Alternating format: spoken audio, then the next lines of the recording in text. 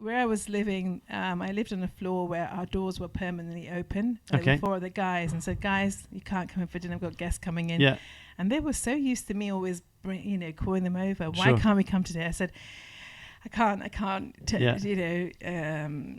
tell you who's coming. He was like, what the hell? Tell us Yeah. what's going on. I said, well, you'll see at 7 o'clock with the guests. They're all peering outside. She goes, oh my gosh, shut the front door. What the hell's going on?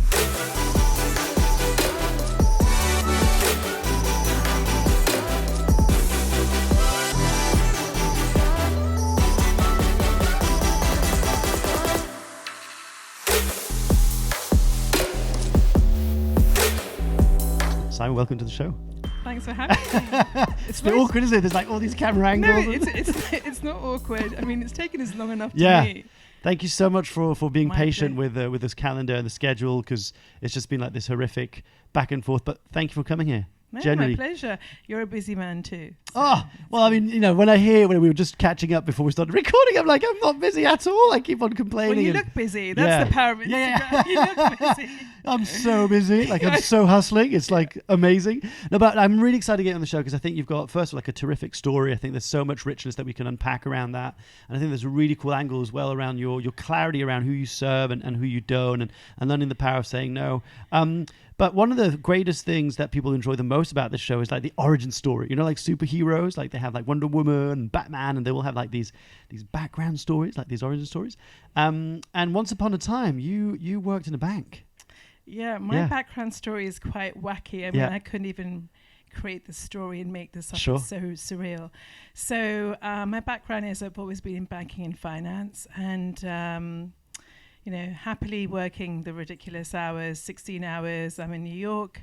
I think I've got the amazing lifestyle, making too much money, don't have time to spend it, that kind of thing. And just basically I was working on Wall Street for a very well-known conglomerate, Berkshire Hathaway.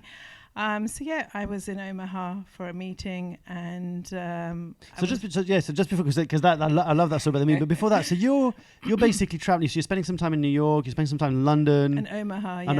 That's right. And so you're traveling a bit. And just really curious, because I haven't really heard this. What got you into banking in the first place? Like, what was it about banking that you kind of went? I'm a daughter of immigrant parents, and the parents that came in the 70s, education and succeeding really well was really important. Yeah. I think if it was left to my mother, she would have wanted me to get married really early, because she got married early, which is a common thing in our culture.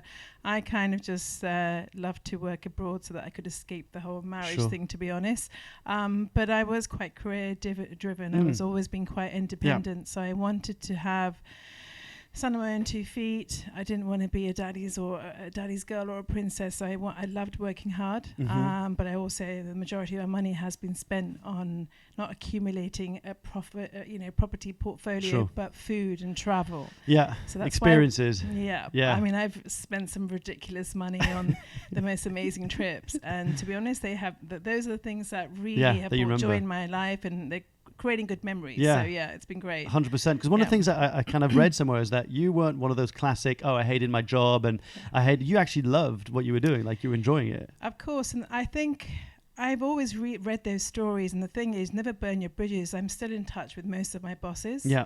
In fact, I got an email the other day through LinkedIn from my old boss who sent me some beautiful Japanese bowls, and he goes, I always knew you would go into food. Like, how did you know? Wow. He goes, the way you describe food, the way you're open to food, and he goes, I'm not surprised. So I think, and people have read all my articles. So if I had said anything really untowards, you're burning your bridges, and you never know. I mean, I'm now actually on a mini board of a bank. I've been offered a part-time role to just sit and read some papers on some risk stuff, and so they love the fact. Because I missed that. You missed it. I was about to ask you. I missed it.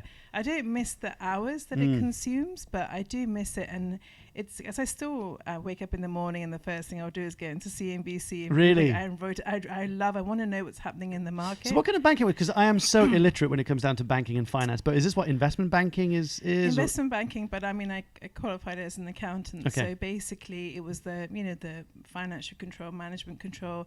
Then I got into risk and front office projects, and then obviously post 2008, it was all about risk projects. Right. So then I was very much in demand, and I was just freelancing and working as a consultant. And that's kind of my route. But everything's happened organically. Yeah. I've just always been open. But my main thing is I want to wake up with a purpose. And yes, it has been hard. You know, banking jobs are hard. Every job is hard. Sure. Even the job that I'm doing now is hard. But there's always an element that you love about it and an element that you detest about it. And this one, the banking thing was, I was far away from my family, and I was also, there's so much time that goes botched up into just sitting on the desk. That's it, 14, 16 hours, and then you come home, you're tired, and there's not much time to do anything else. Just think and process about what your life is about, what you want to do. It's just bang, bang, bang, bang, bang. That's the bad side of it. But one day you're at the airport. I mean, this is the story, like the kind of like the pinnacle moment. If you look at the Joseph Campbell's hero's journey, and you come across someone and you recognize their face. So I see Warren Buffett. Yeah. So ultimately, he's my boss's boss's boss. Yeah. And I'm like, oh my God, should I go and talk to him? And people who know me well, I've always met lots of famous people because I have the guts to go and talk to them. Say hi. Well, he says, hi, Warren, I work in your organization. I honestly look like a stupid 6-year-old schoolgirl. And he said, so where do you work? And I said, I work within your risk department, and I actually create the status report that goes into the board papers. He said, oh, your name must be Saima. I'm like, no way. My name? Because your name is, because it's compiled by me and it has my name. And he said, I actually like your report because it's very clear. I know exactly what's happening, what the issues are. It's very concise. Cool. And I thought, wow, he's registered me in his brain. I was just like, I was so ecstatic. Yeah. Then we started talking about food, love, relationships. What am I doing here? Because your personality is so not the kind of personality you should have in this banking finance. Did he ask you a question about when was the last time you were excited? Was that? Yes. Yeah. So then we just started talking about food, and he said and I said, oh well, a couple of months ago I had to do this impromptu dinner party for this lady, and I had to pretend I was a chef, and everybody thought I was a chef, and now I have to go and cook in the summer. And he goes, no way. And then my eyes just lit up. He goes, have you ever thought about going into business? And I said, no, I've got to do this. And he said, my dear, you're not living, you're surviving. That's not, you're not, you're just working way too hard. And why didn't you consider doing a business? I'm like, yeah, whatever. Anyway, he was going on his little private plane, and he was going off somewhere. And he said, I said, oh, you should come over for dinner one day. We thought he loves steak. Yeah. And so I said, yeah, in New York, when I miss home, I have my little spice box, and I'm always making, curry and dal. And he said, oh, well, that sounds really lovely. I said, you should come over. Yeah, like day. Everyone does, casually, oh, you should come over. Come for dinner. Because I'm that kind of person. I'd say, yeah, come over. But and you meant it. I did mean it, actually, but we didn't think he'd take me up on the offer. Sure. So we said goodbye, and I came home and told Mum and Dad I was so excited, but I didn't really tell anybody at work. I thought no one's going to believe me. Yeah. And Simon, sorry to interrupt just for a second, because I just want to, I always love unpacking little bits, right? So, I mean, I know, and I've heard you kind of say this, but the fact that he would actually tell you, you're not living, you're surviving, you should go and do this. I mean, you're effectively working in his organization. Yeah. I mean, that is pretty amazing for a leader to go look at one of their people and say, you need to go and do this, or you should look into this when you're meant to be working for the organization, right? But if you've read I've read quite a few of his books. Yeah. And if you've read any articles about him, he is, I don't know, he's just an incredible, he's one of my mentors now. So I am quite biased, but actually he will say one sentence and you will go over and over that sentence because it holds so much weight. And if you look at these days, people can just waffle on and on and on and they have no point. He's able to see something in you that you can't even see in yourself. And he's looking at you and your soul, and he goes deep. Literally, and he's like, you're saying one thing, you're in I can tell you enjoy your job, but I can tell that you would love enjoy this. And why don't you even think about doing it? Yeah. So the seed's planted almost, and from someone who's guessed like a figure who's also inspiring and cool. And so then you go about your business, you go about your days, you forget about this kind of, oh, you should come in for dinner. And then what happens? And then 2 weeks later, I get this call from his PA saying Warren and Astrid, his wife, would love to come for dinner. And I'm thinking, I've only told one other person this, and so they're not the type of person to make a joke. And I said, is this for real? Because yeah, this is for real, and what day would suit you? So then I looked at my calendar, and I thought I had a half day coming up, and I thought that day, oh, that's perfect. He will be in town, so that was it. I called my dad, Warren Buffett's coming to my house. And the mum goes, who's Warren Buffett? I went, here's the link. Google. And she was like, oh my God, we're going to make for him, and whatever. And she's stressing about the dinner, Yeah. Should I fly over and help you make the dinner? I'm like, chill, Mum. And so I thought, what should I do? And so I've been collecting ceramics since whenever. So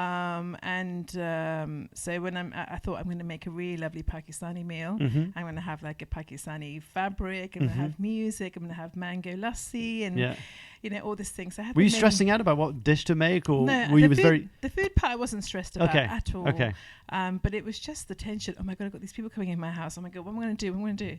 And so eventually the day comes, and then I get a call from the PA saying Warren has 2 extra guests in town, and they've been to India and Pakistan. They love Indian, this South Asian food. Could they come along? I'm like, I'm not going to say no. Sure. I said, I've made enough food for 10 people. Sure, come along. So where I was living, I lived on a floor where our doors were permanently open. There were 4 other guys, and said, guys, you can't come in for dinner. I've got guests coming in. Yeah. And they were so used to me always, calling them over. Why can't we come today? I said, I can't tell you who's coming. And he's like, what the hell? Tell us what's going on. I said, well, you'll see at 7:00 with the guests. So they're all peering outside. She goes, oh my gosh, shut the front door. What the hell's going on? I'm like, long story. He goes, I'm popping over to your house to ask for sugar. Yeah. So anyway, he goes, it's a really long story because I want to know the story. There's no time. Anyway, so I didn't know who was coming. Who was coming. So I opened the door and I see Bill and Melinda Gates, and I was like, holy. My heart just went, and I was like, this is just surreal. This is like, I can't even process it. Sure. And he goes, hi, I'm Bill and Melinda. I'm like, of course I know who you are. Bill, did you say? Oh, okay, yeah. Just very, very humble. They came in, and I had a tiny apartment there, and so sat down, gave them these little. I said, look, I don't serve alcohol in my house. Sure. I hope you don't mind. No, not a problem. And then I just served these mango lassi kind of shots, and then I was in the kitchen making chapatis, and they were coming in, and then Bill would say, could I have some makan with my roti? And I'm like, makan? Oh, makan, meaning butter. And so they're eating with their hands. And that's when we started talking about food. Mm-hmm. Everybody loves food. We're all foodies. But food and how it brings people together. They taught me a bit about their organization. Mm-hmm. And obviously, that Warren had given this biggest philanthropy donation of 36 billion that had already taken place. So we talked a bit about that. I talked about my dad's village. We have a school there, and we're quite passionate about it. And I'm just, my father left when he was 15. So my brother and I and quite a few of our friends, we raise funds to give something back to the village. Sure. We took something away from it. We wanted to give something back. So education was very key, but obviously health. And then they said, we have a fundraiser in 2 weeks' time, and we're getting it catered. But I'm just thinking, it's for a South Asian charity. Could you make exactly the same food, exactly the same way? I said, I've got all the plates. He goes, how many people? About 20 people. We fly you over. And then Warren said, okay, I can give you Thursday, Friday off, and then the dinner's on Saturday. I'm like, sure. So I'm like, this is just now snowballing so big, and some of our biggest donors are going to be there. So wait a second, just a sec. Again, at what point during that time did you start settling into the normality of the conversation? Where you started going... no time to process. Because even now, I cook for a lot of royalty, celebs and whatever. And so what happens is your brain switches off and you have to process that later. Yeah. And then you focus on now on the task. Yeah. And okay, I was in project management, so it's almost like, right, we're doing dessert and we're doing this and whatever. So I go into that mode. I even do it at home with my parents. Yeah. So, I'm more engrossed in serving the food, Yeah. which is why I think I created Hampstead Kitchen. Sure. I'm great at it because I know how to sort things out. But were you surprised of the reaction of when you serve the food, which I'm guessing that you're used to making or you love, and suddenly you share this food and they start loving it? Were you like, was anything? I wasn't surprised because, they're quite humble people, both of them. I already knew that about them from what I had read. Sure. But they were so warm, and I loved how they connected to the food and how they were eating with their hands, the whole breaking bread and the whole, sharing and, sharing has become quite contrived in certain restaurants and stuff, but that was really a sharing thing. Like, this is such a lovely, even if it's a one-off thing, I never see them again. This is such a beautiful memory I'm going to have. And that's what I was thinking in the former part of the evening. I didn't think it would go to this point. And, they said, can you fly over and come and cook in our house? I'm like, sure, no problem. And I grew up in a house where my mother cooked for 50 people within 1 hour. So. And you used to help in the kitchen, like when you were a kid? So my mother never taught. I wasn't those typical, like Bend It Like Beckham, where the mother's teaching her daughter how to cook curry. That did not happen in my house. So when did you pick up? Like, when did you start picking up cooking and enjoying cooking? I mean, what's your earliest memory of that? The first thing I remember cooking was Lasagna Al Forno from Delia Smith's book. Okay. I think it was my first cookbook that my dad or my mum gave me. I just saw my mother slaving away and cooking for big functions. I loved her. She would leave the kitchen in a complete utter chaos. And my dad would make one salad lovingly and putting it in a nice bowl. And then he would go into the dinner party, look at this salad I made. And my mother would get really irate when she'd made 12 dishes. So my dad was all about presentation. My mother was about quantity and getting the job done. So I think I've learned a bit of both. Subconsciously, you pick it up. Sure. But when she asked me, so how many people are you cooking for today? She says, I don't know where you learned this and how are you doing this? She's so surprised with this whole business. So it's amazing, isn't it, how we just acquire information without even realizing it subconsciously, how we just kind of observe. I mean, see now with my daughter, who's about 18 months, right? Yeah. She does the same stuff as us. She'll put the shoes on, or she'll do some stuff that we're like, she must have seen us do that. I mean, I see that with my nephew and niece in particular. I love how, they're such different characters, but we are, as adults, we are giving, both positive and negative, sort of messages to the people 100%. Around us. Anyway, this is how I picked up food, and I was never taught. Cool. She wasn't the kind of mum who was going to teach me how to cook. No. She could never get hold of. That's amazing. So you go from like your first lasagna that you managed to cook, and then suddenly you're now being flown over to go and cook for these guests. But actually, in the middle of that was because I didn't drink alcohol. Never did it socially. So my way of getting people together was food. I loved the bringing together. So the part that I loved seeing my mum and dad do was to set the table and people lingering over the table for 4 or 5 hours. But I love that. I love you saying that because in France we have a very similar culture. Yeah. It's like there's a big culture around food. You sit down for 2 to 3 hours for meals. And when I came over to England, it was really surprising for me to see people eating sandwiches at their desks, or not really making a thing about coming together over food. Yeah. So I think there's such a power, and I want to unpack that a little bit later on in the conversation because I think there's such a powerful topic around food as a way of connecting. Yeah. Yeah. So especially if I'm not serving alcohol, so I want to make people drunk with my food. So they come in, there's a Persian theme, there's Persian music, there's Persian cocktails and details, and it's like unfolding, and then it becomes a memorable thing. So that kind of was my thing, and wherever I'd go, and I would don't like shopping for clothes. I love shopping for bowls. It's my Achilles heel. How many bowls do you have? Haven't counted. I'd rather not count. This Saturday, I was out with my friend, and he was like, we went into a store. He goes, "Oh, it's dangerous." I said, "Hold me back, hold me back." And I came out with tons and tons of bags. I'm like, "It's all for the business." And he goes, that cheeky one. I have more bowls and platters than anything else. Sure. They just, I don't know. They look cool. That and roses and rose petals. And but they bring you joy. They do. Yeah. They do. So, and it makes something so ordinary extraordinary. Sure. Presentation is key. Yeah. Cool. So you're being flown out. So you go over to this event. I go to this event. So I source the local grocery store. I start prepping in the kitchen, and it's a really lovely house. And I set the table, and then I do a bit of storytelling. I'd say it's breaking bread, and I say, so I understand the charity. I said, okay, so people in the village would make lentils, because lentils go a long way.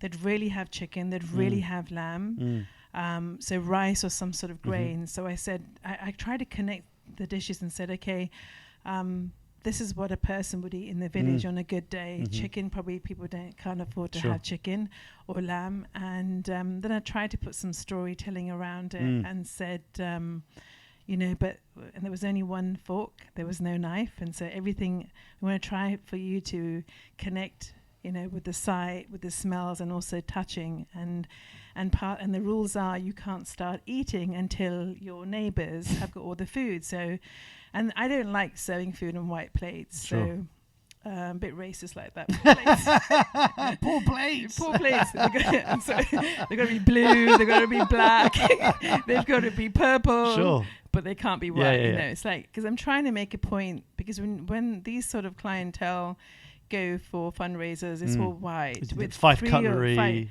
So I was making point, 1 fork, 1 sort of bright turquoise blue plate.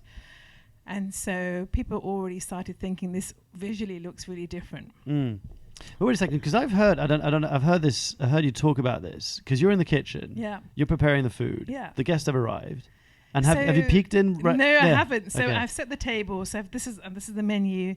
People have decided to arrive. There's a lot of security, but I thought, okay, it's me for Bill and Melinda.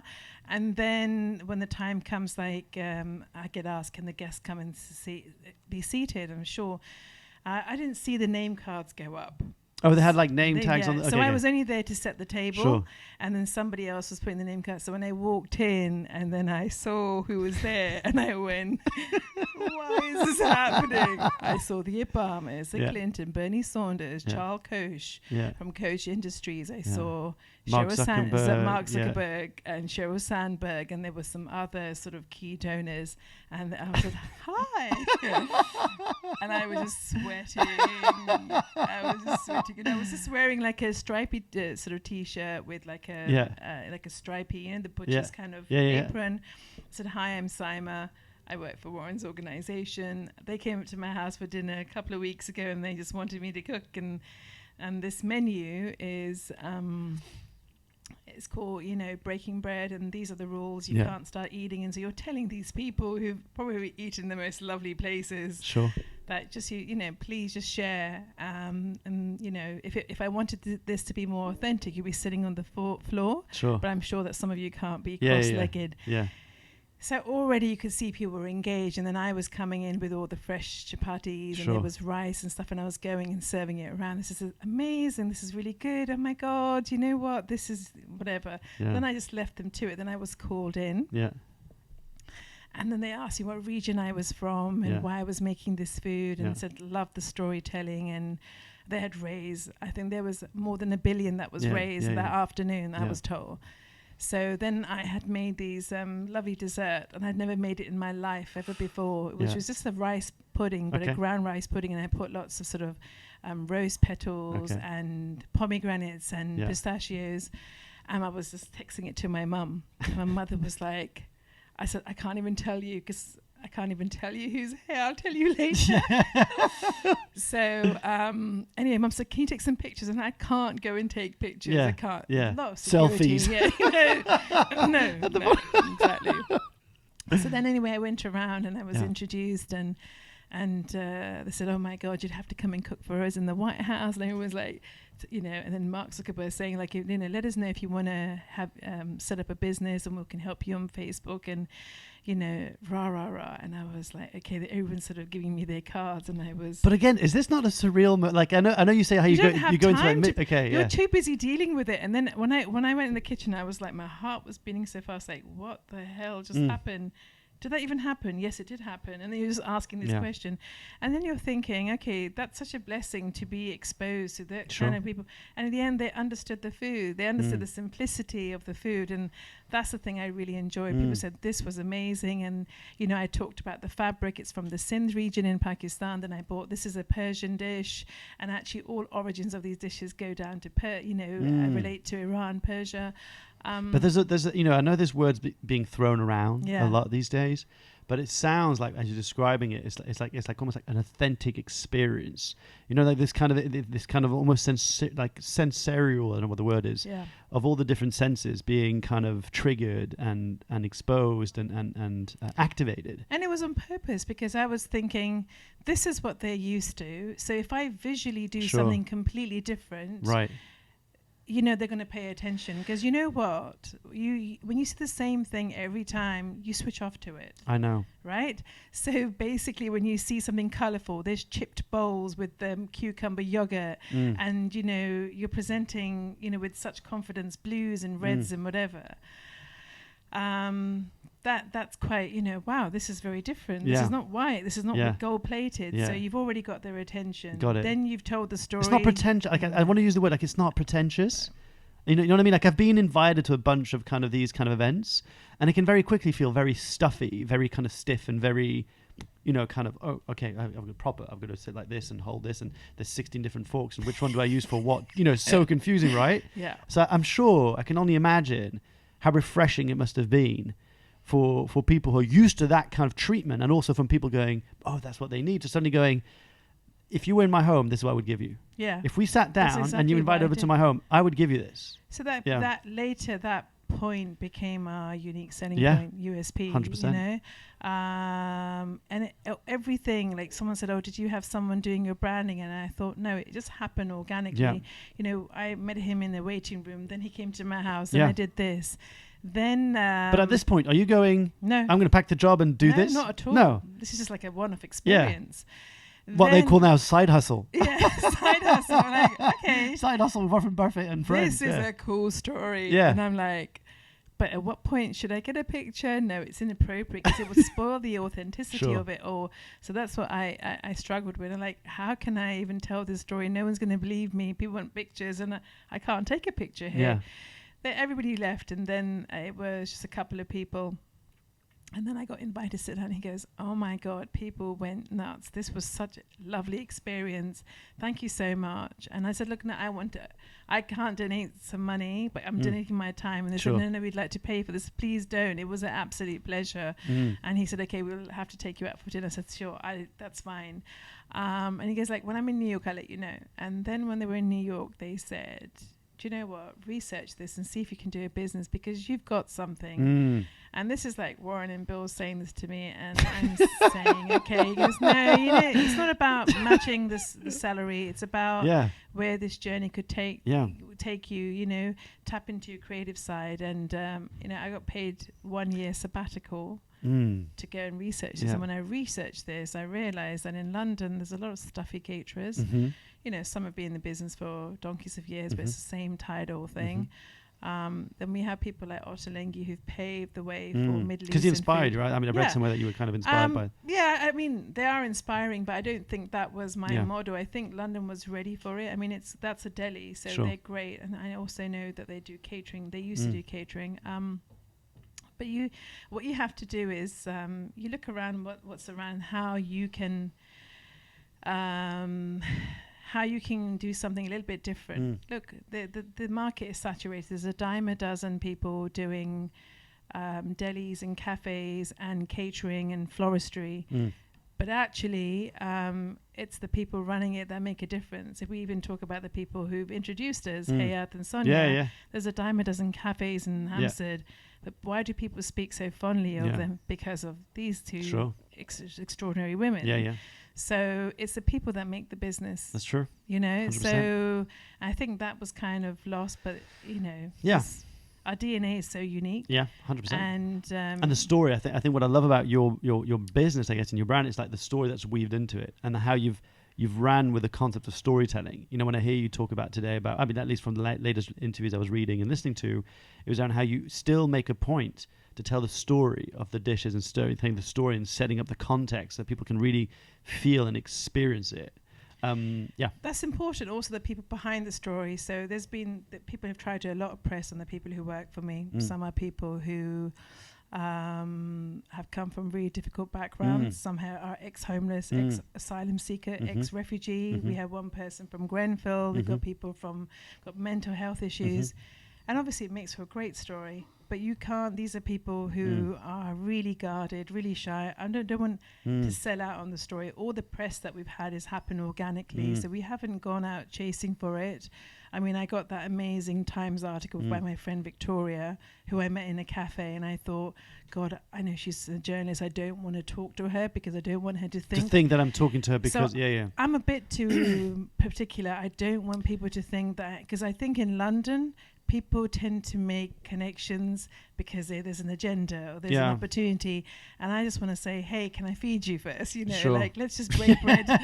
Let's break bread before we talk about anything else. And then if there's an organic collaboration that can happen, then great. If not, then fine.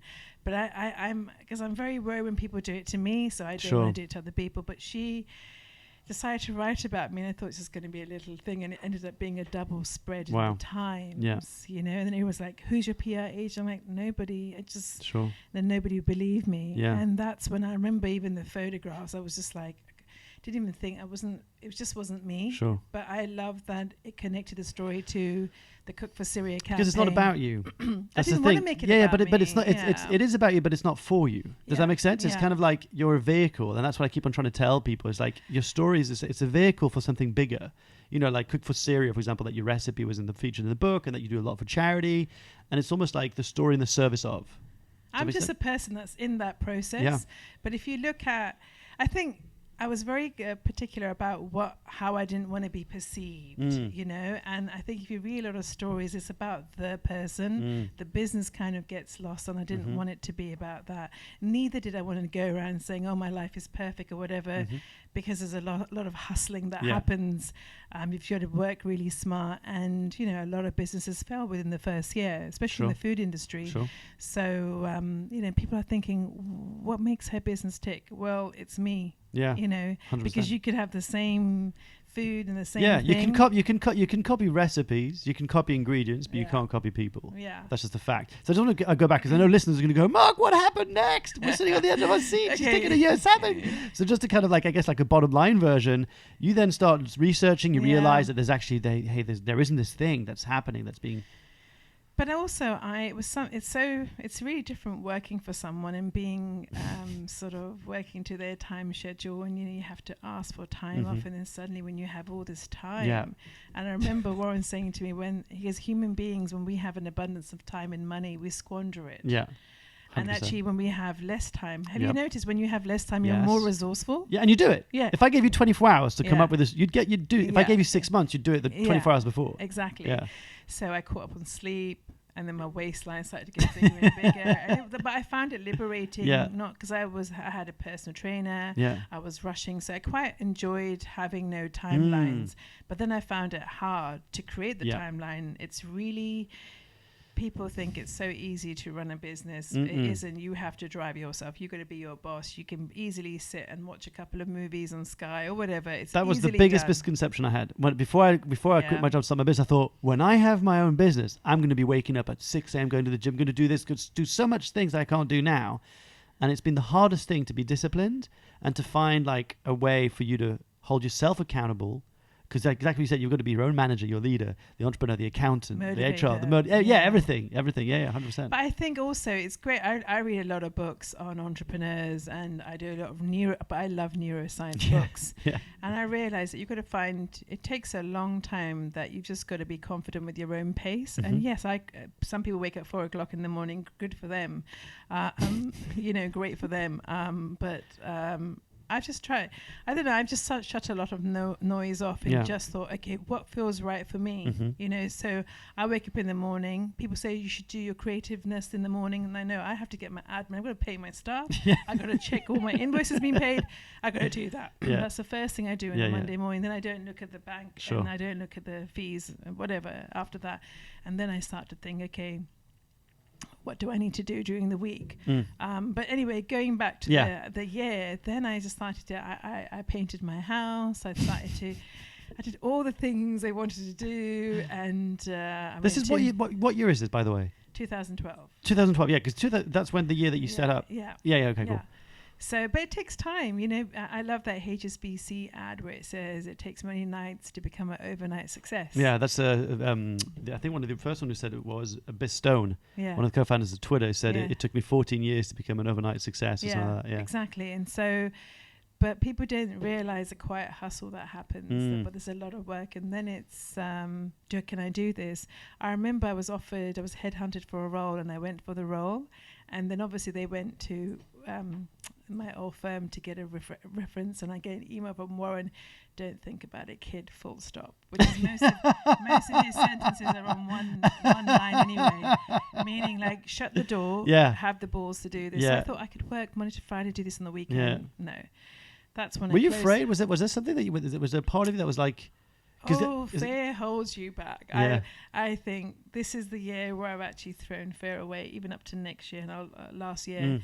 Fear makes us do things we don't want to do. We become miserable. You might make a ton of money out of it, but fear holds you back. And then you just think, okay, I've got a parachute. I might lose my house in the process or whatever. I've still got my mum and dad I can go and live in. So actually that's my parachute. Okay. I'm not going to be homeless. I've got a good structure. So come on, Simon, let's just do this. And then I stopped looking back and just started moving forward. Came with my own branding. It was just my squiggle, the Hampstead Kitchen, and the P is too long, and I just committed to the first thing. That's my life. I don't redo stuff. I thought, yeah, that looks okay. Oh no, the N could have been no. That's it. Doesn't fine. Matter. I did it all myself. Yeah.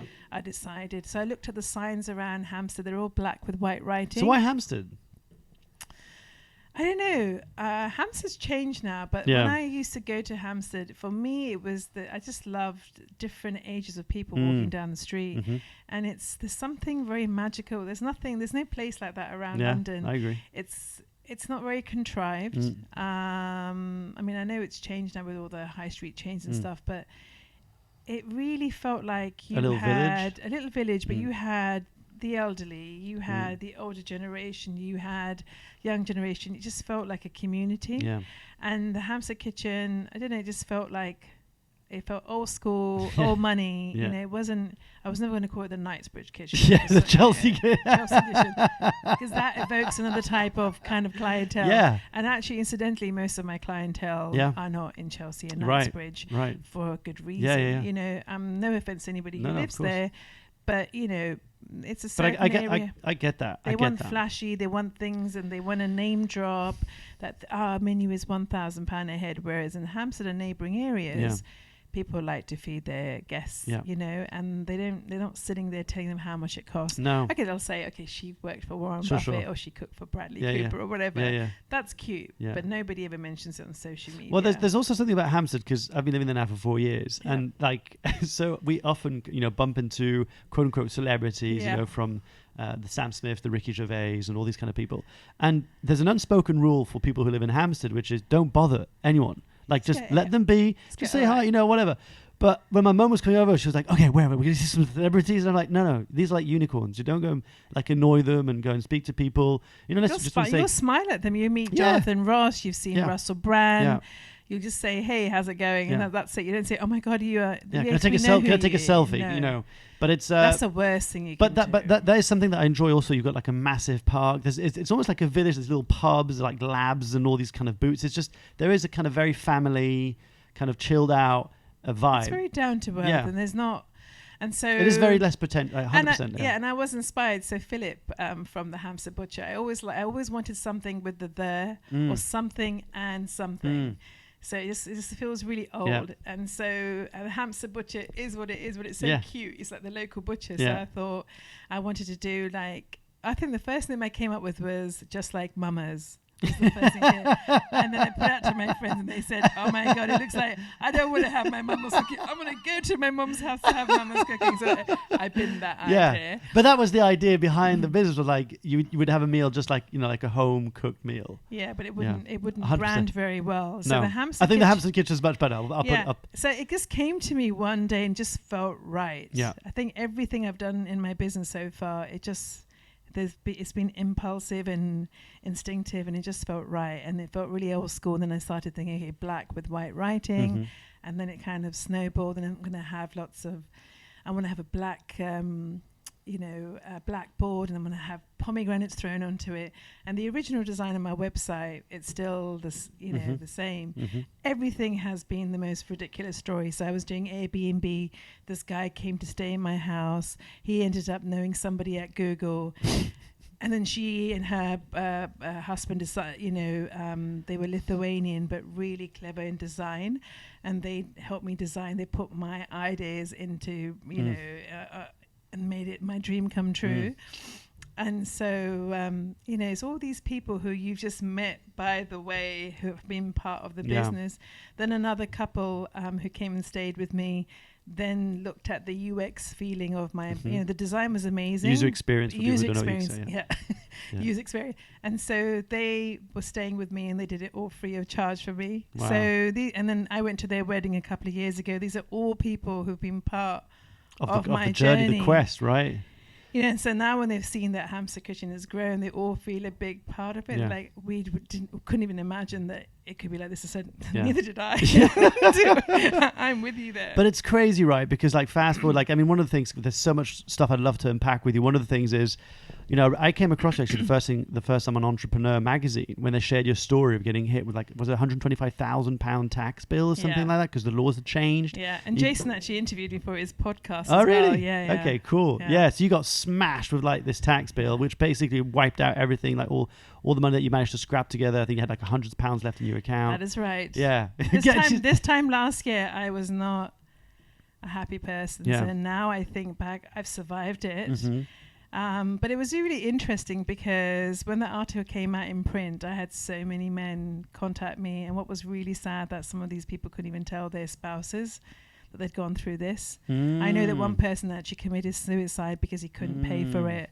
So it's not a small thing to deal with. Yeah. Tax laws change, and because this was unexpected. Is that unexpected? Is that, people try to dodge it. People try to leave the country, but no one really talked about it. It's a bit like mental health problems. In the bottom line, for someone who has no idea what it was, what happened? Because you left in 2012. Yeah, the banking world, right? But I wasn't in New York. So basically, before that, a tax law had changed and there was targeting certain people who were earning a certain amount. Like a bracket. Right. Like if you're earning a certain bracket, then you owe a certain amount. Yeah. Okay. And people have an umbrella scheme. Some are legal, some are illegal. Some had limited companies, and so the government knew that they could go back 5 years and. Something that was legal then, they said, okay, we're going to change this law, and anybody who was earning this much and had a limited company and did this.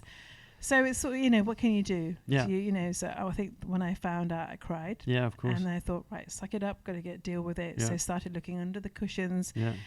Liquidity is an issue. Sure. So obviously in risk, I know what liquidity, operational risk is and stuff. So liquidity kills your business. Yeah. I think cash flow is the one that people don't understand when they set up business about. I could look on paper that I'm making 30K or whatever it is, but if your cash flow is non-existent, if your liquidity doesn't exist, how are you supposed to pay bills? My business was and is making six figures, right? Food business, that's quite successful, right? Yeah, 100%. But nobody has that amount of money lying around. No. So then I started, do I sell my flat? Do I do this? Didn't tell my parents. It's my issue, got to deal with it. But is it shame? Because when you're speaking to, what is it? Is it shame, not wanting to burden someone else? No, because you're grown up. This is your problem, and you've got to deal with it. Okay. And my mum and dad are retired. Their money is there. I want them to enjoy. They worked really hard. You told other people, like your friends, you spoke about it? I told my friends initially I had managed to find £105,000 selling this, that, and whatever. And then a couple of people I started sharing to, not close friends, were gloating. Your business has gone bankrupt, like something negative. And that was really interesting. That was in, because it's all been really good up until this point. I'm like, no, the business is a success, but it's the money thing. So this happened last year? This happened last year. So I didn't understand in the article. I thought there's something that happened early on in your business. I paid it in February last year. So my gosh. This came, the tax bill came last July in 2017. But it took me that much. Okay. Right, it took me that long to put the money together. Then I was 20K short. And then my friend saw I was so upset. A banker friend, she goes, life is too short. And she doesn't like loaning money because money comes in the way. We wrote a contract and she said, you got 3 years to pay the 20K. I paid the money to her by last July. I didn't. I just lived on lentils. I did not go on holiday. I just wanted to pay. Were you touched by her gesture? Were you? Yeah, I mean, I still get very emotional talking about it because nobody really cares for one another. And, you know, yes, she's very well off, but the fact is, I didn't want the money to come between us. I've been in situations where I've loaned money to people, and the relationship falls apart. And that friend meant the world to me. Yeah. So, you know, and also from an Islamic point of view, when you actually shouldn't take money from anybody, but if you are desperate, when you see them, you always say, look, I haven't forgotten your money, because it's about keeping that the relationship. Yeah, money does, and it does that in families. You know, you look at in terms of inheritance, families break over money. Let's not talk about let's not open that can of worms. Moving on. Yeah, but just to name one thing is that money's an energy.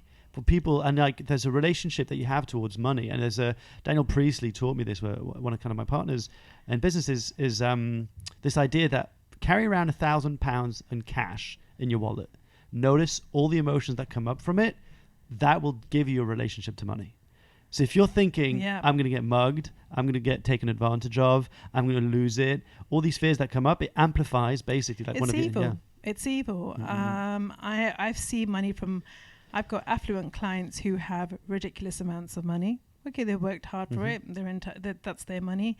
Then I see people who work for me, and also the charities that I work with, how far £5 goes. So I've got such different extremes, and then I have to somehow in the middle find your own way, balance. And that's been my struggle. So, you know, I kind of had this very glamorous corporate lifestyle. Then I've gone to putting all my money, and I started my business with £2,000. I put all my money in shares, because that drives you. When you end up having tons of money in your bank account, you're not driven to make your business success. There's a lot of people who, you know, I have a lot of people who are very affluent, and they have spouses who are affluent, and they have a business, and their business is not making money after 3 years because their livelihood is not dependent on that business being a success. They just care which magazine it got featured in, which department it is. So that's a different. It's a different, That's something you can show off about that my product is. That's different. But when your livelihood, how you live, how you eat, and other people are dependent, right? Because you've got like 100+ people now, freelancers kind of working. We now whittle it to, because of Brexit, a lot of people are starting to go back home, unfortunately. So, you know, I have about 92 people working for me, freelance. So these people work hard. Some of them got 3 or 4 jobs in a week. Right? That was my first thing. How I'm going to pay my staff, right? I need to have this much money. I need to start having this, and I started saying yes to every type of event coming through. I had no filter. When was this? Last year. Okay. So then you start cooking for people that you don't. And your gut feeling, right? Because there's a big thing. My gut feeling is always on point, and I just knew it's just hard work. Just like, you know, you don't enjoy talking to the people. They're being quite rude. But you got to do it for your team. And then when you do it, when you're on the actual day, you're so drained. And so the whole year, like, you know, when you do it in the beginning of the year, you look at the year, but the year before, I can't remember anything up until September. Just grinding. And I was miserable. I wasn't eating properly. I was putting on so much weight. I was just really, really miserable. But I knew I had to do it, sucked it up, paid off my friend. And then in September, that it was like my spring. I came alive. I thought, oh, where have I been? And this is what we're going to do. But first thing I did was go on a little break. Went with my friend has a place in Greece. I went there and I sat there and thought about, if I didn't have to worry about anything right now, what would I do? And I put those objectives, and I came back with such a different vigor, and I started streamlining my clients, streamlining my business, putting money away, and okay, this happened. What could happen in the future? I've got to think about liquidity. I've got to have this money to start looking at how I was living and what I was spending my money on, and sold a few things. I sold a lot of jewelry. I just was looking at where the money was going. I felt like I had a handle on my life. And then I realized that it was, it's all been about the business and the people who work for me and the charities, and I got lost somewhere along the way. Yourself, you mean? Yeah. And it was a bit of self-love. I remember going to a refugee camp in 2016. I couldn't process what you see on TV and what you see there. I couldn't process. And I just couldn't understand what was going on. My hair was so itchy, and I hadn't eaten for 2 days. I just got a scissor and I've got really long hair, cut my hair off. But when I cut my hair off, it didn't feel like I was Saima again. So I've been on an emotional journey. People don't, this is the thing, people don't share that part of the business, but they're, you are your business, and we all go through it. But because that's how we connect. We connected on the TEDx talk, I think, right? I think you saw the TEDx talk, and then we got introduced by LLS Cafe Superstars. And it was that journey is not spoken to about enough. The reality of like the behind the scenes of the glamour of Instagram posts, of the beautiful curated photos that we put out. Yeah. The actual hardship that comes with running a business, trying to put yourself out there, trying to do something different. It made me fall out of Instagram for a while. Yeah. So I didn't feel the pressure to create content or pressurize and follow. I said, okay, if I do get the followers, then what? Am I doing a book deal? No. I've been asked, and I thought no. Because I'm a businesswoman. I said, I need to make money. So what do I do? Oh, should I do recipes? But how does that translate into more money? So then I look at my objective about how to be successful and think about what am I doing? What would I, and it's almost like, oh, these people are doing this. I should be doing this. There's pressure to do it. I got off that treadmill and thought, okay, what do I want? And what it came to is like, you need to take care of yourself. Yeah. And that's what I did. Yeah. And the moment I've done that, I was able to look at the clarity of my business and streamline things. And now I'm just so much happier than I was last year. Like my team have seen it, and we're working less, more smarter. But you went through a storm, like it sounded like you went through a bit of a storm, and you get caught up in the eye of the storm. We all go through it, but I've started to become a bit more vulnerable about it. But people sometimes take vulnerability as a sign of being weak or being a failure. I don't think the tax thing wasn't a failure. It was something that happened. Tested. And we're all tested in different ways, emotionally, financially, physically.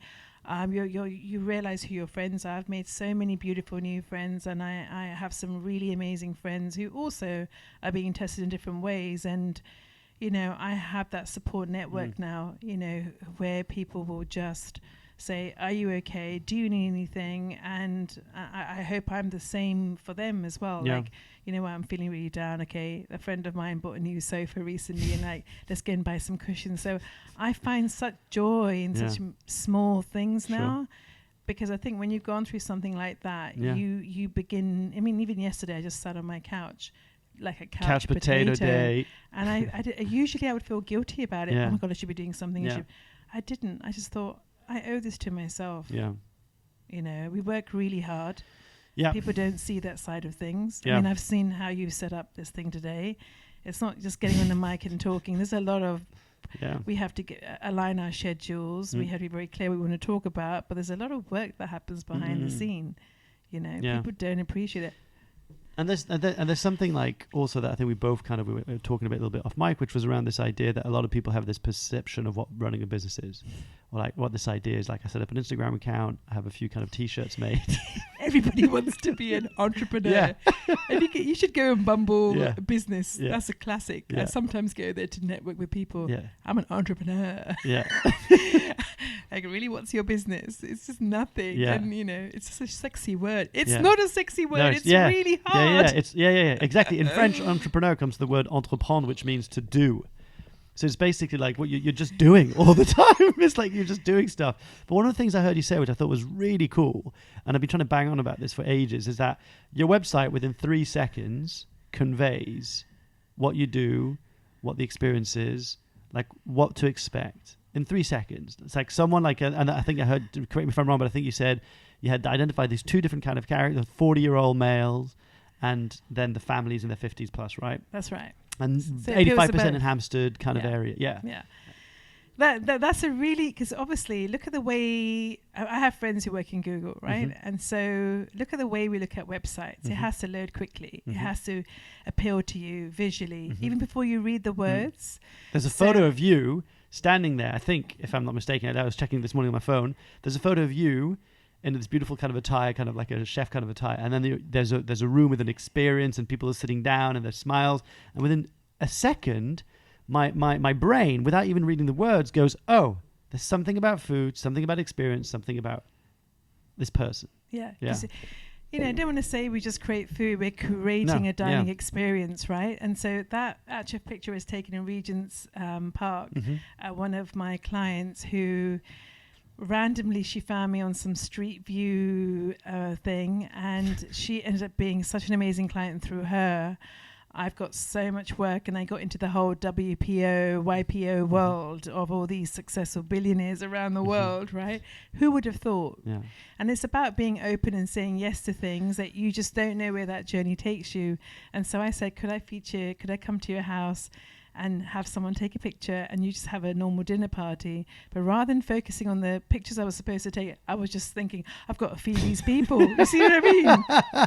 I can't do a photo shoot in my house because I'm thinking, I've got to cook all this food, it's going to go to waste, I'm going to have to call my friends. And then I can't make food just for Instagram. It has to be for people. Purpose, so food with purpose. Yeah, so that picture was like, what can I do that would explain the word curate? And I thought, okay, it would be me, but it would have to be the client, and it had to be, but you're not pinpointing on the food. It's like, it's an experience. Yeah, it's an experience, and it took you ages to come up with that sentence, right? Curating creative, Yeah, because I think I remember when my website was like food with style, food designed, and I just thought, because I didn't think too much of it, but then later on, when we realized who we were cooking for, who our clients were, and I said curated was a beautiful word, because it is curate. It is curate, whether it's simple or ornate or formal or casual, it is curate. It's intentional. Yeah. And it's an experience, because the people we want to cook for have a good memory, and there's obviously people who don't get it, and that's fine. It's fine. Oh, the guavas weren't ripe enough, and I'm like, well, I'm sorry, it's not seasonal. You should go to Marks and Spencer's. I like Marks and Spencer don't do seasonal fruit. So there's people like that, but there's also something interesting. I was wondering about a challenge that your business has, and I guess it's also why your business is successful, is that you're able to be discreet. You're able to be the kind of person who goes around in different houses, meet these different kind of people, not take selfies without taking selfies. Yeah, and you've also got this. I guess I was just really curious from a personal perspective. The challenge around, I've got this business that I kind of do these amazing dining experience for people who I can't talk about, and so how is it word of mouth? Is that or what's the kind of? So basically, I learned this lesson very early on in the business. I cooked for a Middle Eastern king, and I remember you have NDAs and stuff, and say you can't take pictures and stuff, and it's fine. And I'm sure if I mention all that stuff on Instagram, I'd get more work, but more work from who? Exactly. It would be the new money, who I don't really want to cook for. I'm not being judgy, but that's just not my clientele. Is a clientele from other companies, but not mine. So I remember getting a Japanese chef to cook for this guy, and he has a very specific type of table. So this Japanese guy took a picture of the sushi on this table, and obviously the PA of the guy was looking, and within 5 minutes told the guy to take the picture off. Within 5 minutes. Oh, he put it on his Instagram. Okay. Right? And then the PA calls me and said, you know what, we're not going to work with him again because he shared that picture. And I told the guy, this was a really big client. You've made me look stupid. And the lesson I learned from that is like, people are paying attention. I have some really well-known celebrities following me. Under pseudo-names, and then they've told me, but what people want to know is like, I've called you to my house, have you shared it online or not? And a Bollywood actress actually came into town this weekend, and I'd cooked for her wedding, and her wedding was like the wedding in India, and I had gone and done like as one evening, that was it, didn't even tell my friends or whatever, and she really appreciated that. She had so much security, but she came into town. She goes, do you have any flexibility this week? And she wanted us to cook on a Saturday. And, so like, I can deliver some food to you, but I can't come myself. Yeah. People respect you and then recommend you to other people. because they know that you're not going to post on Instagram. Yeah, trustworthy. They can rely, and I think that's also I mean, it would be nice to take a picture, but then what does that picture? Who? I love that. Yeah, so whenever you do something, think like if you ask my mother, she always wants to take pictures of me, and I start poking up my tongue. I hate pictures. My brother's wedding, Asian weddings, there's tons of photographs sitting like a stroppy teenager. So I actually don't like pictures of myself, not because I'm vain or whatever, just not the picture taking kind of person. And so I have a memory, whether you believe it or someone doesn't believe it, I don't really care. I don't need proof to show to you, because then what's the end goal? I love that I get asked to cook for people who trust me in their home. I've gone and cooked in Kensington Palace. I knew when Meghan and Harry were going out before even the press knew, and they were making me sign, and I wouldn't even tell my mum and dad. Didn't even put where I was going cooking in the White House, and everything had to be like a secret agent, like the secret agent of food. Well, but it's not about followers or being famous. I mean, I cook for well-known people, but I'm not really well-known myself. Well, I think it's also what's really interesting is that the way it started kind of infused the rest of your business. It set the tone. Yeah, it set the tone. I think that's right. I think that's right. I think it. One of the things I really want to kind of also convey, and I want to sort of, pick your brain about, is people who are out there who are starting a business, right? And they feel like they have to serve everyone and anyone, and they have to say yes to everything. What is it that you want to tell them about the actual gift that happens when you start saying no to certain clients and saying yes to certain clients? I think what happens is, because now I've got this branding consulting side of the business, and so what I think is people say, I want to be like her, I want to do this. I think that's the thing you got to stop doing is I don't even look on Instagram at somebody who's got a catering business, what they're doing, because then that influences. You start to spiral out of control. You start to second guess yourself, and so what's really good about you gets lost, because then you start doing a bit of that and a bit of this, and then your unique voice is gone. So I tell people, Instagram for me sometimes is evil, sometimes it's great. Like this week I've met 2 people from Instagram who recognize me straight away and have become really good friends, so it's great when it works. So you have to be really clear about, and so I guess it's from my project background, where when you have a project, you have your objectives, so that when, let's just say someone comes and said, oh, this and this should be changed, and you have to go back to the objective, it doesn't fit into the objective, so it's going back. I mean, I have a laminate on my wall that, what's the thing that makes Hampstead Kitchen unique? It's very, very simple. We want to make food that crosses different borders. We're not saying we're traditional. We're not saying we're authentic. We make food that has Greek dishes and Persian dishes, colorful, by season, that people want to, we want to cook for people who enjoy bringing their friends and family together. We're doing an event next week for a guy his friends are flying all over the world. They've been to the best restaurants. So it's like, what can I cook? And so I know which regions they're from. So I'm going to have a dish from each region, and I'm going to tell the story. That will make them connect to the food thing. That's what I can do. It's only 8 people. So you've got to really make it meaningful, and it has What brings you joy about seeing people interact and connect with food? I like it when they try something really simple. We have a dip called the Obama dip. So simple.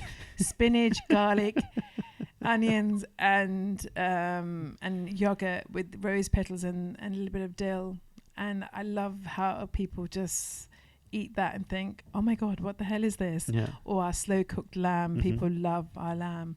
It's free range organic, is good premium lamb, so people enjoy it. But I love that it's so simple. Actually, it's just lamb and it's a yogurt dip, but they enjoy it.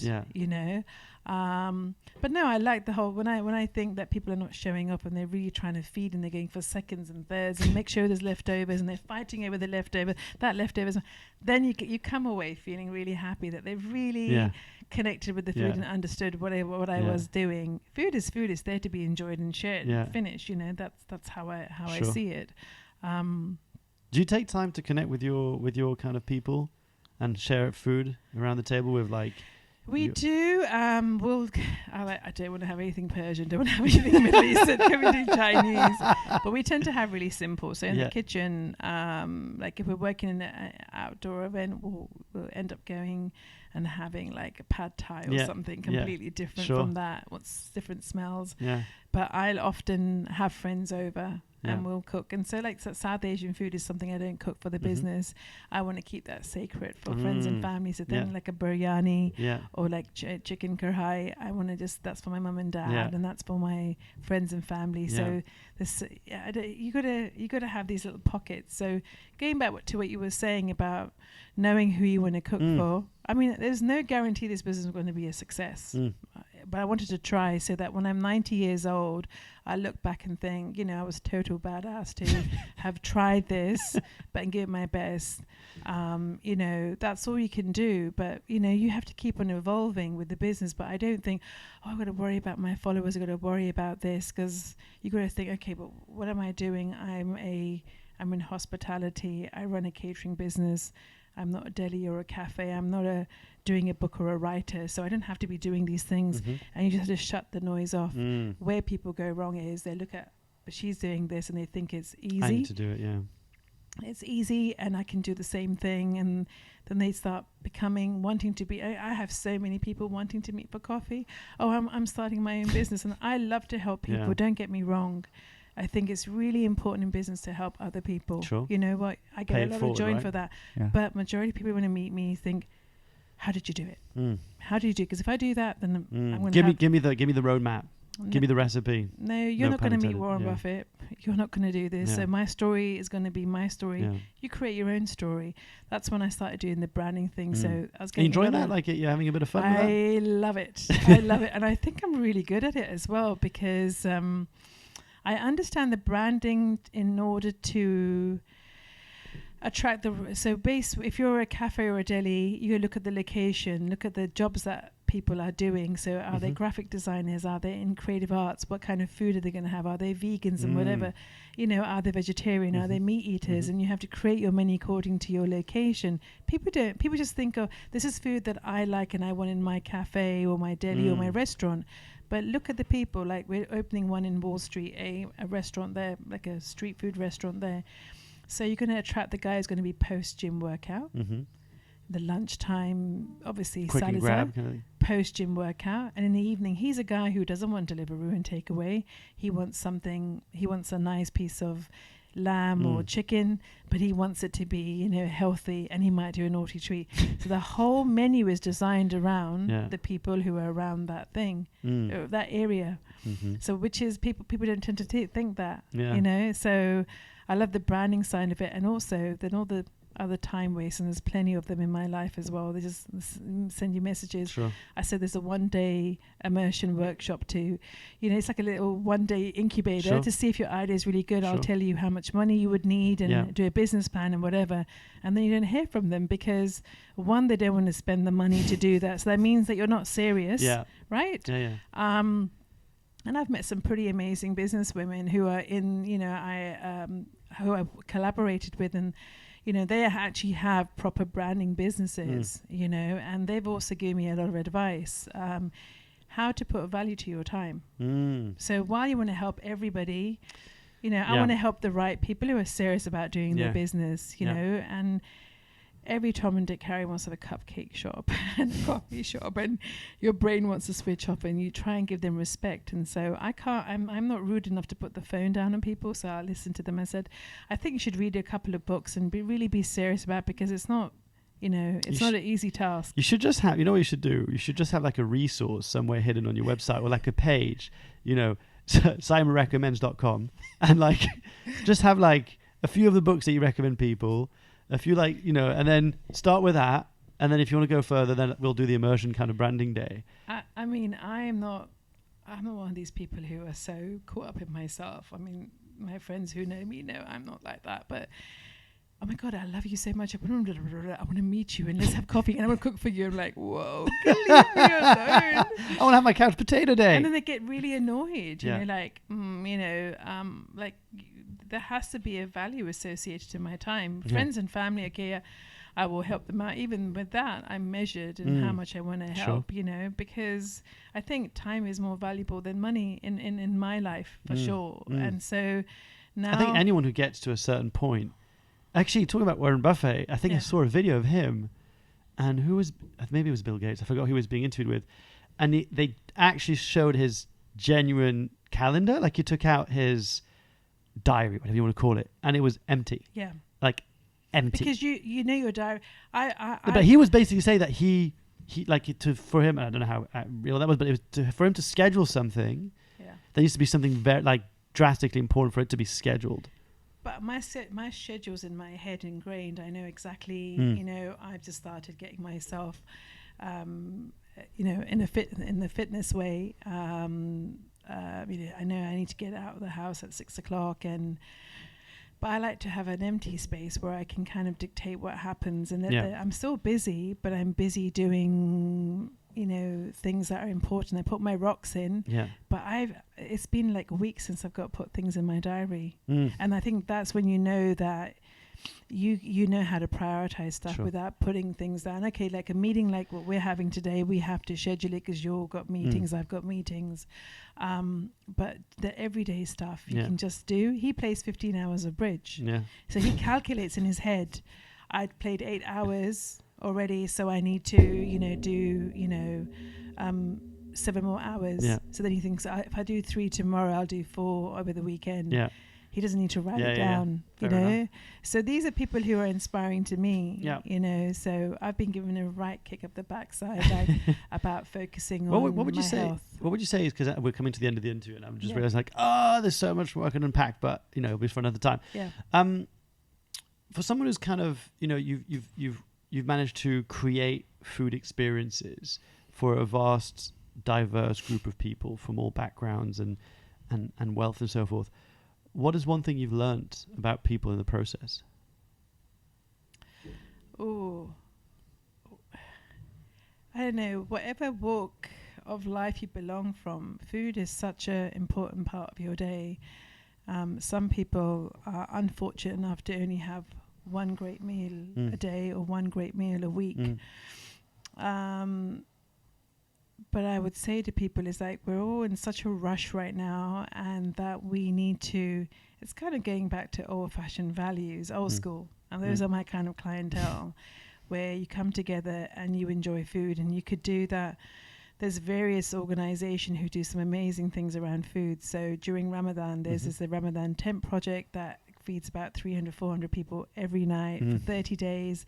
Wow. Everybody's welcome, different race, color, religions. Even if you're an atheist, you can come along, and you're sharing food, and you don't know who you're sitting next to. You could be sitting next to someone who's homeless.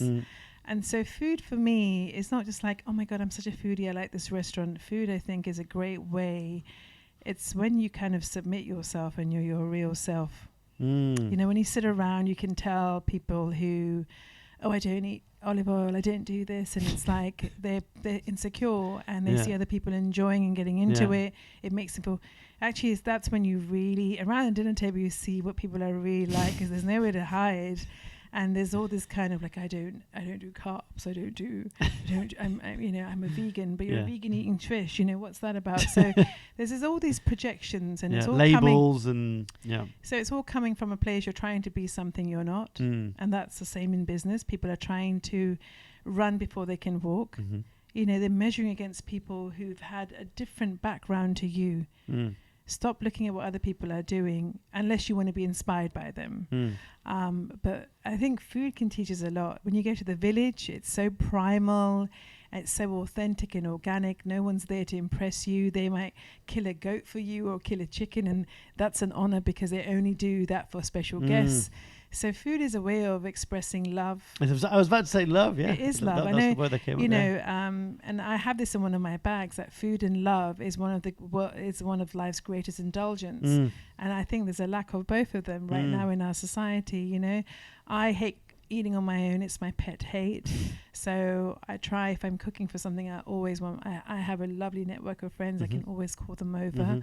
I'm very fortunate, but that's because it's important to me. I was brought up with those kind of values of yeah. food, of eating together, you know.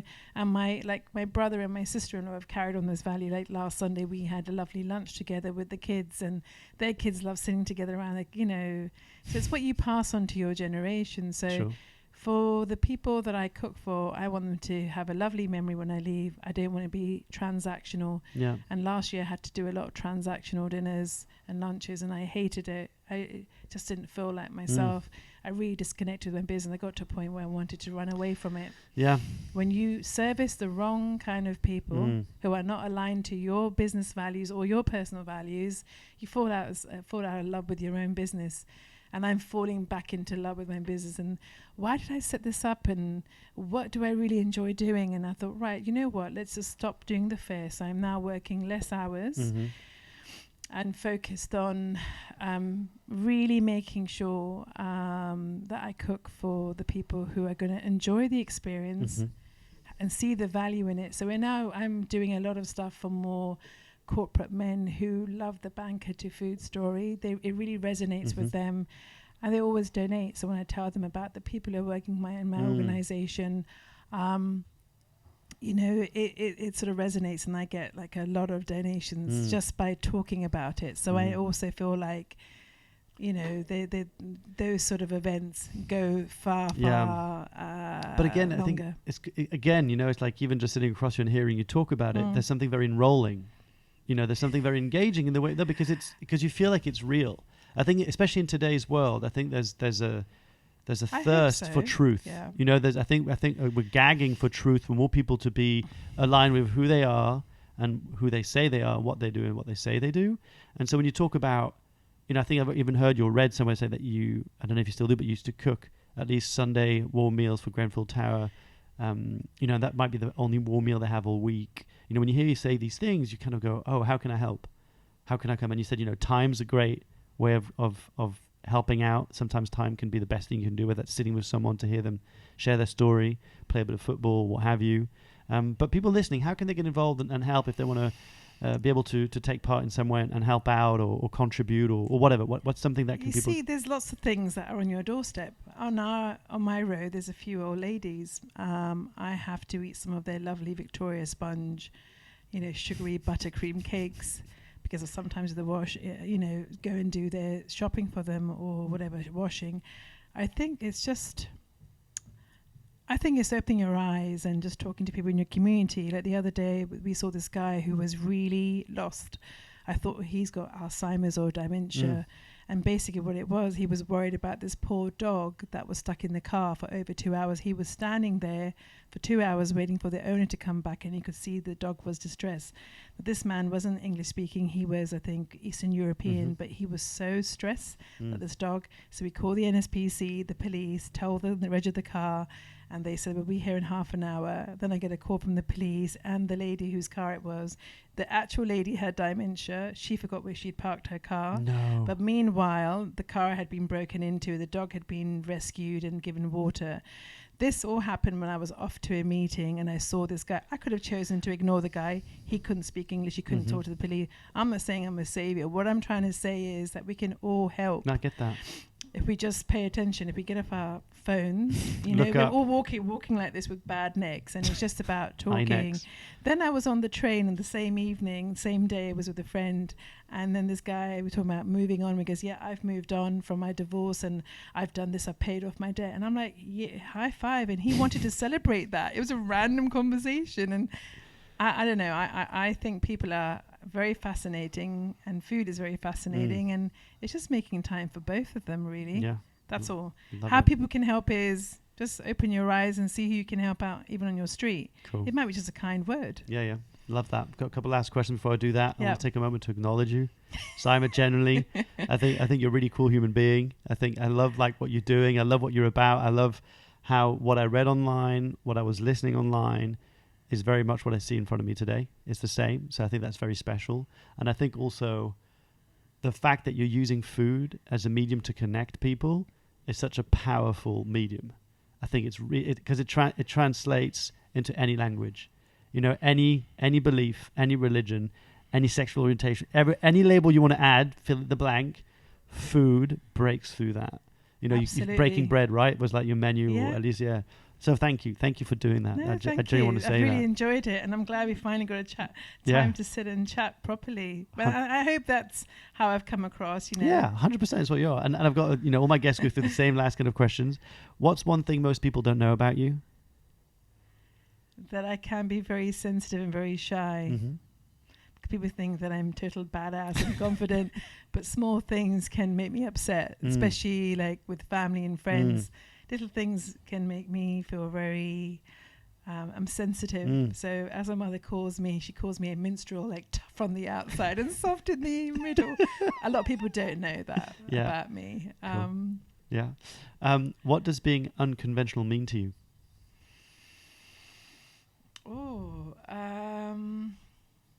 I don't know. I've had a pretty unconventional life, actually, considering the background I'm from. So I think it's just having the power to live my truth. Definitely having the power to live my truth.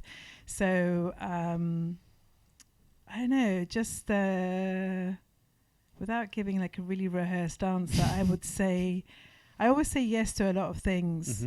I'm open to a lot of things. I just don't want to. I don't do the cookie cutter type of lifestyle. Like my life, honestly, compared to a lot of people, it's very weird and wonderful at the same time. But it's my life, and I love it. So I don't try and emulate somebody else's life. That's what I think makes you unconventional. When you become your own leader. I think. Love that. Yeah. Really cool. The final question, wrapping this up. Piccadilly Circus. You know the digital screen boards that you see on the top. I can give you that screen board, and you can write a message that everybody's going to read as they walk by. What do you want that message to be? I would say, feed someone you don't know, and show a bit of love to somebody you didn't know, to somebody completely random. I think there's two beautiful gifts that we can give to anybody. Just feed someone. Yeah. And show a bit of love to somebody too. Love it. And for all the ideal people listening to this who would want to work with you, it's at the Hampstead Kitchen on Instagram, and on the website is the hampsteadkitchen.com. It's my email is feedme at thehampsteadkitchen.com. That's so good. Feed me at thehampsteadkitchen.com. Yeah. Amazing. But yeah, if you just want to say hi, or if there's anything we can do for you, let us know. Okay. There aren't any vacancies right now, by the way. Don't apply for any jobs. We'll let you know if they are. Saima, thank you so much for coming on the show. Really genuine pleasure. And we'll have to meet up again at the Le Fille or at S Cafe. I have to feed you now. Yeah, 100%. Because we have now bonded. That's it.